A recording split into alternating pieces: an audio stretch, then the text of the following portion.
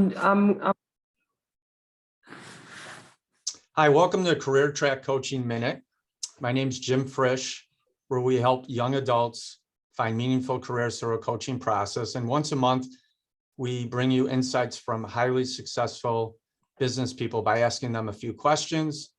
And my goal today really is to help young adults with tips on when they start their career. And so we're lucky to have a guest, Buyeta Vokchi. And really, so first of all, I guess, Buyeta, thanks for doing this on a Saturday afternoon. yeah, thanks for having me. I'm excited.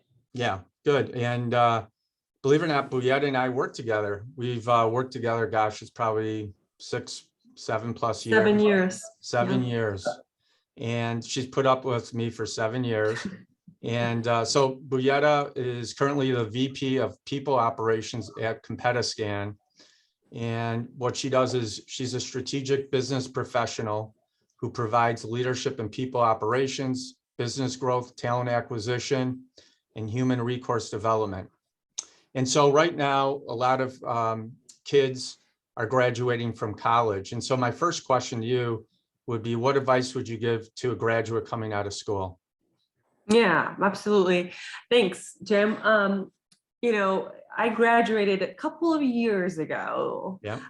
I don't want to say the year, but the workforce today obviously looks a lot different than when I first started in my career a while back. But I think that generally speaking, there are three things that will remain the same back then and now, and that will help you as a new graduate get the dream job and do well in it. And those three things, I call them the tenacity, just being firm, being really there, kind of working hard and understanding the business as a whole, not just your role, like what the company's doing, what are the different departments, what they're doing. So being tenacious, learning from all the departments, not just yours, that will help you in whatever role you're in. A second one is, having the will, the will to show up on time, work hard.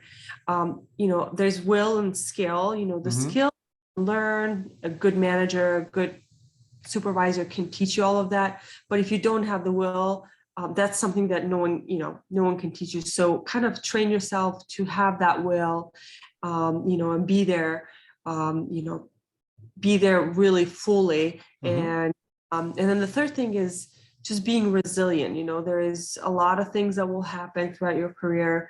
Kind of stand your ground, obviously, when you know you're right, and stick around, and everything passes, hard times and good times, but stay resilient, stay there, and just, keep your head up.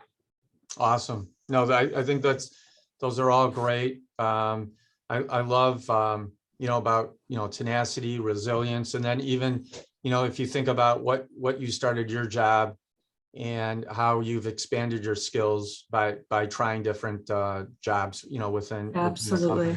Yeah, so that was awesome.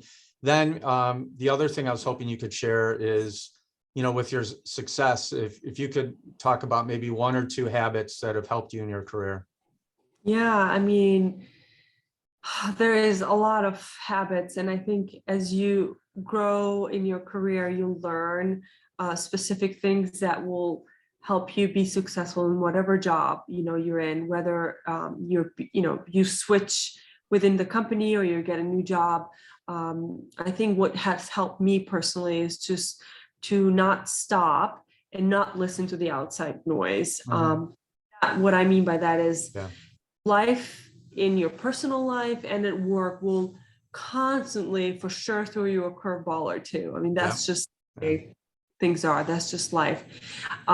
So being able to manage and stay on top of it, and not, instead of those curveballs setting you, kind of stay strong and let those curveballs actually help you move forward and become stronger. You'll always come out stronger and a winner if you're able to do that.